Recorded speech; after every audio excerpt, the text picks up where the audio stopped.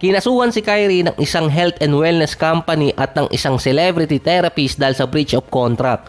Allegedly, hindi nagbayad si Kyrie ng almost $400,000 sa isang event at yung total na nagastos niya. Mali pa yata yung statement ko sa dulo. Meron kasi siyang isang event tapos hindi niya nabayaran yung total na nagastos sa isang event na yun. Si Natasha McCartney ay matagal ng kaibigan ng pamilya ni Kyrie. Nagkaroon ng retreat noong mga June hanggang July. Expected kasi na dadalo sa retreat na inorganize ni Kyrie ay 50 to 60 person lang. Isang araw bago yung mismong event, lumaki yon sa 115 at kaya napilitan agad na baguhin yung program sa limitadong oras. Sa mismong araw na nung event, tumaas pa yon sa 150 na tao ang nakarating. Tinuloy pa rin ng company at ni McCartney yung event kahit wala sa napag-usapan. Meron pa kasing tragic na nangyari na merong pumanaw during the event. Hindi naman sinabi kung bakit, kung nagkaroon ba ng gulo or merong sakit yung tao.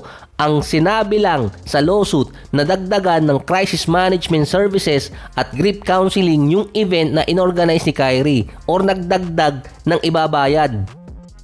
Nung matapos ang event, tumanggi si Kyrie na bayaran yung $390,000 na total invoice. May nakalagay kasi doon na $140,000 na crisis management. Ito yung nagkaroon na may pumanaw na tao sa mismong event na inorganize ni Kyrie.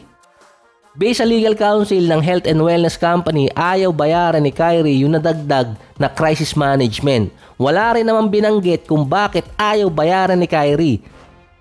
Dahil mismong galing na rin sa family therapist na si Natasha McCartney, nagbabayad naman talaga si Kyrie dati pa, lalo na sa mga na-organize nilang event nung mga nakaraan. Kaya akala niya i-honor pa rin ni Kyrie yung nadagdag na invoice. Parang pamilyar din yung ganong mga galawan eh. Yung basta na lang merong madadagdag sa invoice bago ka umalis sa isang event. Parang masama yung kutob ko doon sa may pumanaw na guest sa event ni Kyrie. Hindi naman sinabi kung ano ba talaga nangyari or merong foul play. Pero ang nakalagay kasi doon sa crisis management na nadagdag sa invoice ni Kyrie, kasama kasi doon yung pagtanggal sa kanya sa event, hindi may interview or may interrogate ng mga pulis yung mga guest niya.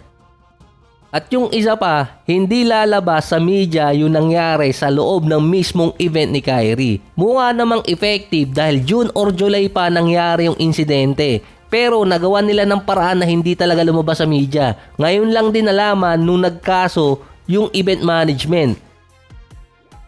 Alam na rin naman ng ibang mga fans na si Kyrie merong prinsipyo. Kung meron siya nakitang hindi tama, ipaglalaban niya yon. Kaya nga sabi ng ibang mga fans, nasa $400,000 yung babayaran ni Kyrie. Nagdo-donate pa nga siya minsan na mas malaking pera sa ibang mga foundation. Kaya hindi rin alam ang dahilan kung bakit ayaw niya magbayad ng ganong kontrata.